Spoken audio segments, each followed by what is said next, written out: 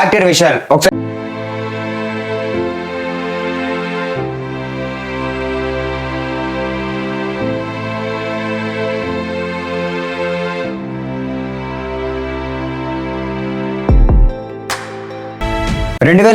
June వరకు కూడా actor Vishal గారు చాలా యాక్టివ్ గా ఉండేవారు అండ్ ఆల్సో చాలా ఎనర్జెటిక్ గా కూడా ఉండేవారు అనమాట. కానీ ఒకప్పుడు చైల్డ్హుడ్ లో ఆర్ కాలేజ్ డేస్ లో what ever it may be ఆ ఏ టైంలో అయినా ఒక పాయింట్ ఆఫ్ టైంలో ఆయన అంటే నచ్చని వాళ్ళు ఎవరు ఉండరు. ఇన్ఫాక్ట్ చెప్పాలని అంటే ఆంధ్రప్రదేశ్ కి చెందిన ఒక అబ్బాయి వెళ్ళి తమిళనాడులో మూవీస్ చేస్తున్నా సరే మన ఆంధ్ర కుర్రాడనే చూసాం అండ్ ఆల్సో ఆంధ్ర హీరోగానే చూసాం. బట్ అలాంటి ఒక వ్యక్తికి అలాంటి ఒక హీరోకి ఈ రోజు ఈ పరిస్థితి వస్తుందని చెప్పేసి ఎవరు అనుకోరు అనమాట. మీరు ఈ వీడియోలో చూసినట్టే చాలా దారుణంగా తయారయ్యారు. అయితే అసలు ఆ ఈవెంట్ ఏంటి, ఎందుకోసం అలా వెళ్ళారు, విశాల్ గారు ఎన్ని రోజులుగా లేని అక్కడికే అప్పుడే ఎందుకు వెళ్ళారు, ఆయనకి అసలు వైరల్ ఫీవర్ వచ్చిందా తెలిసి వేరే ఏమైనా తప్పుడు మార్గంలో వెళ్ళారా, సో ఇవన్నీ కూడా ఈ వీడియోలో మాట్లాడదాం. సో వీడియో వచ్చేసరికి లాస్ట్ వరకు చూడండి. ఈ వీడియో వచ్చేసరికి ఎవరైతే వర్కౌట్ చేస్తారో వాళ్ళ కోసం కూడా, విశాల్ గారి కోసం మాత్రమే కాదు, జాగ్రత్తగా లాస్ట్ వరకు చూడండి. ఇంకా ఆలస్యం చేయకుండా వీడియోలోకి వెళ్ళిపోదాం. Hello everyone, I'm Siddharth. Let's dive into the video.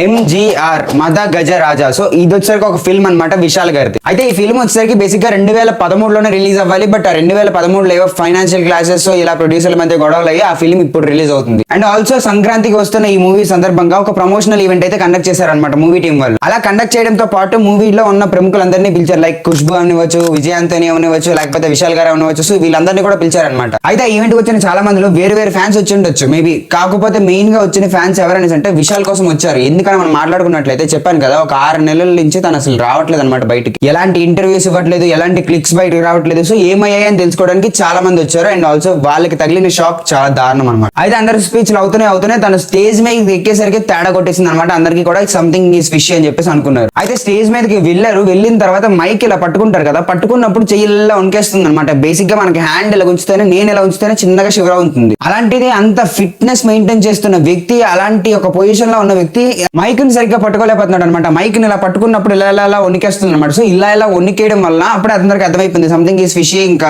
విశాల్కి ఏదో అయిపోయిందని చెప్పేసి రూమర్స్ పడ్డాయి. నలుగురు 40గా మాట్లాడారు, 40 మంది 4000 మందిగా మాట్లాడారు, 4000 మంది 4 లక్షల మందిగా మాట్లాడారు. డిఫరెంట్ ఒపీనియన్స్ అయితే బిల్డ్ అయిపోయినాయి అనమాట. అండ్ ఆల్సో అక్కడ యాంకర్ కూడా కవర్ చేశారనమాట. విశాల్ గారికి వైరల్ ఫీవర్ అవడం వల్ల ఆయన సరిగ్గా మాట్లాడలేకపోతున్నారు అని చెప్పేసి అక్కడ ఇంకా ఇన్స్టెంట్ గా సోఫాలో అరేంజ్ చేసి కూర్చోబెట్టేశారు.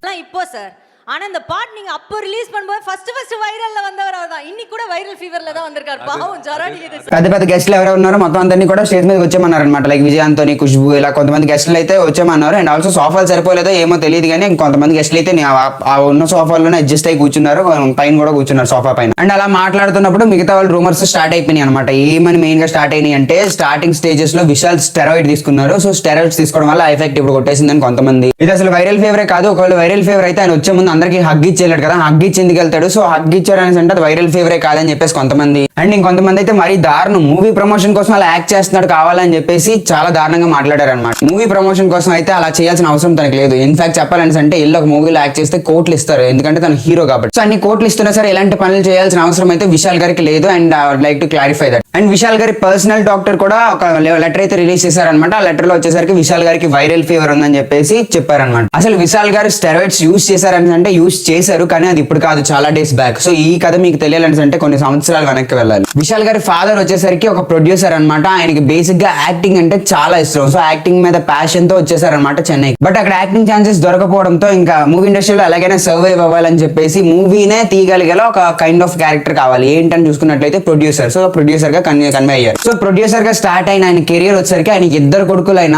Vishal Reddy and also Vikram Reddy. So వీళ్ళిద్దరు రెడ్డిస్ ని కూడా హీరోస్ చేద్దామని అనుకున్నారు. అయితే విక్రమ్ కృష్ణారెడ్డి ఎవరైతే పెద్ద కొడుకు ఉన్నారో ఆ పెద్ద కొడుకు వచ్చేసరికి కొన్ని మూవీస్ లో యాక్ట్ చేశారు. బట్ యాక్ట్ చేసినంత మాత్రాన హీరో అయిపోయారు కదా, సో హీరో అయితే అవ్వలేకపోయారు. అండ్ దెన్ విశాల్ వచ్చేసరికి అయ్యాడు అనమాట. సో విశాల్ ఎలా సక్సెస్ అయ్యాడంటే, లాంచ్ అయిన చాలా మూవీస్ అంటే ఇంచుమించు ఒక 3-4 మూవీస్ లో డైరెక్ట్ హిట్లు కొట్టేశాడు అనమాట లైన్ గా. అంటే అప్పట్లో ఒక ఇంపాక్ట్ క్రియేట్ చేశాడు, ఒక రేర్ పీస్ లో ఉన్నాడు అనమాట. అంటే ఇప్పుడు సింపుల్ గా మన చుట్టూ ఉన్న కుర్రాడే వెళ్ళి ఇలా పని చేస్తున్నాడు, ఇలా ఆధార కొడుతున్నాడు ఇండస్ట్రీలో అని చెప్పేసి అందరూ మాట్లాడుకోవడం స్టార్ట్ చేసిన పాయింట్ అది. ఇన్ఫాక్ట్ చెప్పాలని అంటే తమిళనాడుకి ఫేమస్ కెప్టెన్. సో ఆయన తర్వాత కెప్టెన్ వచ్చేసరికి విశాల్ అనే చాలా మంది అనుకున్నారు. సో ఫేమస్ వచ్చిందని అంటే ఆపోజిట్ గా నెగిటివిటీ కూడా వస్తుంది కదా. సో నెగిటివిటీ ఏంటంటే అంటే తనకున్న పేరే విశాల్ రెడ్డి. సో రెడ్డి అయినందువల్ల తను ఆంధ్ర నుంచి వచ్చాడు. సో ఆంధ్ర నుంచి రావడం వల్ల తను మనోడు కాదని చెప్పేసి పక్కన పెట్టేశారు. అయినా సరే తన కన్సిస్టెన్సీగా మెయింటైన్ అవుతూనే ఉన్నాడు అనమాట. ఇన్ఫాక్ట్ మీకు ఒక చిన్న ఎగ్జాంపుల్ చెప్పాలని అంటే కార్ లో ఉంటే ఫిట్ గా ఉండను అని చెప్పేసి సైకిల్ తొక్కడం స్టార్ట్ చేశాడు. వాళ్ళ ఫాదర్ కూడా చాలా ఫిట్నెస్ ఫ్రీక్ అని చెప్పుకోవచ్చు. ఎందుకంటే అంటే ప్రతి ఎక్సర్సైజ్ కూడా పర్ఫెక్ట్ గా చేస్తారు and without using any dumbbells and also kind of things అనమాట. అయితే తండ్రికి తగ్గ తనయుడు అని చెప్పడానికి ఫాదర్ బుద్ధులే విశాల్కి వచ్చాయి. సో విశాల్ కూడా ఫిట్నెస్ ఫ్రీక్ గా ఉందాం అనుకున్నాడు అనమాట.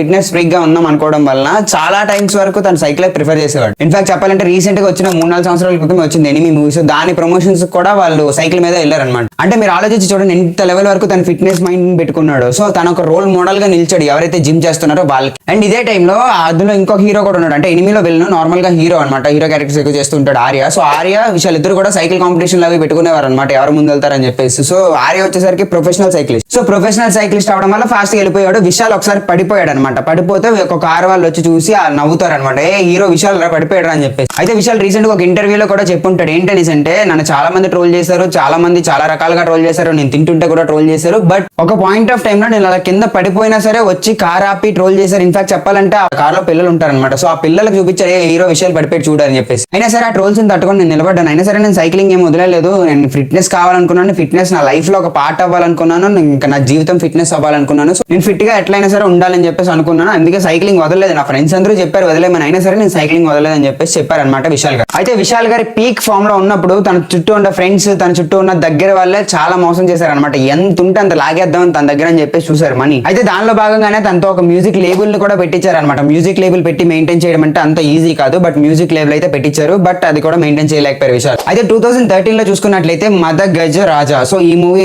అనౌన్స్ చేశారనమాట. ఇప్పుడు ఏదైతే రిలీజ్ అవుతుందో ఆ మూవీని అనౌన్స్ చేసిన టైంలో దానికి ఫైనాన్షియల్ గా చాలా టైట్ గా ఉంది అండ్ ఆల్సో హెల్త్ ఇష్యూస్ కూడా చాలా ఉన్నాయి. సో దాని వల్ల మూవీ అయితే క్యాన్సిల్ అయింది. సో ఆ మూవీ అప్పుడు క్యాన్సిల్ అయ్యి ఇప్పుడు రిలీజ్ అవుతుంది అనమాట. దాని ఈవెంట్ ఇప్పుడు అయింది. విశాల్ గారి పీక్ లో ఉన్నప్పుడు ఇన్ఫాక్ట్ తన స్టార్టింగ్ 3-4 సినిమాల్లో సూపర్ హిట్ కొట్టాడని చెప్పాను కదా. సో అలాంటి టైంలో ఉన్నప్పుడు తన బర్త్డే కి వేల బొకేస్ వచ్చేవి. And at the same time తన పీక్ లో ఉన్నప్పుడు అదే బర్త్డే కి ఒక్క బొకే కూడా వచ్చేది కాదనమాట. అంటే పీక్ హై పీక్ లో రెండు చూసిన వ్యక్తి విశాల్. అయితే మీ అందరికీ సత్యం అనే ఒక మూవీ ఐడియా ఉండుంటుంది. సో అందులో తన పోలీస్ అనమాట, నయనతార ఉంటుంది అందులో. అయితే వాళ్ళిద్దరు కాంబినేషన్ లో వచ్చిన సత్యం అనే మూవీలో 6 ప్యాక్ చూపించాలన్నమాట. సో 6 ప్యాక్ చేయాలని చెప్పేసి స్టెరాయిడ్స్ తీసుకున్నాడు అంత చిన్న ఏజ్ లో. అయితే ఆ స్టెరాయిడ్స్ అప్పుడు తను తీసుకున్న స్టెరాయిడ్స్ వచ్చరికి ఇప్పుడు తనకు 40+ ఏజ్ లో రిఫ్లెక్ట్ చూపిస్తున్నాయి. మీరు చూసే ఉంటారు వీడియో. అండ్ ఆ సత్యం మూవీ తర్వాత కూడా చాలా ప్రాజెక్ట్స్ చేశారు. చాలా ప్రాజెక్ట్స్ తర్వాత వస్తాయి కదా మనీ. సో వాటితో కూడా చాలా మంచి పనులు చేశారు. ఇన్ఫాక్ట్ చెప్పాలంటే విశాల్ గారు is the great human being అని చెప్పుకోవచ్చు. ఒక చిన్న ఎగ్జాంపుల్ చెప్తా వినండి, ఎందుకో చెప్పాలనిపించింది. ఒక మూవీ షూటింగ్ అవుతుంది అనమాట. షూటింగ్ లో వచ్చేసరికి చాలా మంది ఒక బావి దగ్గరికి వెళ్ళి వాటర్ పట్టుకుంటూ ఉంటారన్నమాట. అయితే విశాల్ గారు ఆ వాటర్ పట్టుకునే వాళ్ళ దగ్గరికి వెళ్ళి ఒక మామని అడుగుతారనమాట, ఏంటి ఇంత పచ్చగా ఉన్నాయి వాటర్, ఇవే తాగుతున్నారు అనేసి. అంటే ఆ మామ రిప్లై ఇస్తుంది, ఏమని,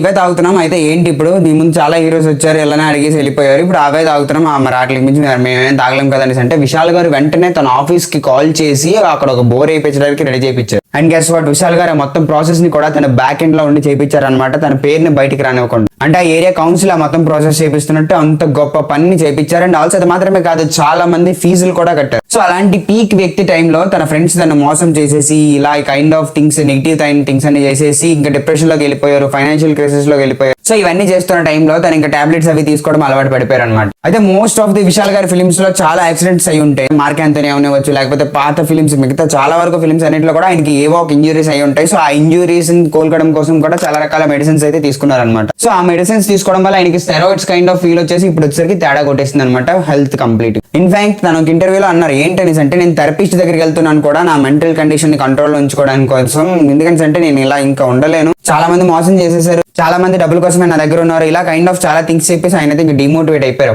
సో అప్పుడు ఆయన చేసిన ఎఫెక్ట్ అనేది ఇప్పుడు 40+ తర్వాత ఆయన గట్టిగా కొడుతుంది అనమాట. ఇన్ఫాక్ట్ చెప్పాలని అంటే మీరు అందరూ జిమ్ లో ప్రోటీన్ పౌడర్ వాడతారు కదా. సో ఆ ప్రోటీన్ పౌడర్ కూడా చాలా అన్హెల్దీ అనమాట. అంటే మీరు అనుకోవచ్చు అదేంటి బ్రో ప్రోటీన్ పౌడర్ కదా హెల్దీ కదా అనేసి. అంటే ప్రోటీన్ పౌడర్ తీసుకోవడానికి స్పెసిఫిక్ స్టెప్స్ అని ఉంటాయి. లైక్ ఎవరైతే జిమ్ నడుపుతున్నారో సో వాళ్ళు వచ్చేసరికి కంప్లీట్ బాడీ స్కాన్ చేసేసి బాడీలో టెస్ట్లు, యూరిన్ టెస్ట్, ఆ టెస్ట్, ఈ టెస్ట్ మొత్తం అంతా చేసేసి అప్పుడు మీ బాడీకి ఏ ప్రోటీన్ పౌడర్ సెట్ అవుతుందో దాన్ని మాత్రమే యూజ్ చేయనివ్వాలి. ఇప్పుడు మాక్సిమం జిమ్స్ మీరు ఏ జిమ్స్ తీసుకున్నా, ఎన్ని వేల ఫీజులు కట్టేసిన జిమ్స్ తీసుకున్నా సరే అలా ఏ జిమ్ కూడా చేయదనమాట. సో ప్రోటీన్ పౌడర్ అందుకే అన్హెల్దీ అని చెప్పారు. సో అదనమాట విశాల్ గారి కేసు. ఇక్కడ వరకు చూసారంటే సబ్స్క్రైబ్ చేసి పెట్టుకోండి, ఎందుకంటే ఇలాంటి వీడియోస్ వస్తూనే ఉంటాయి. సో హోప్ విశాల్ గారు ముందులాగానే మళ్ళీ కూడా ఎనర్జెటిక్ గా ఉండాలని చెప్పేసి కోరుకుందాం. సో ఈ వీడియో ఇంకటితో ఆపుతున్నాను, నెక్స్ట్ వీడియోలో మళ్ళీ కలుద్దాం. సో ఈ వీడియోకి ఇంతగా like, share and subscribe. Thanks for watching, signing off.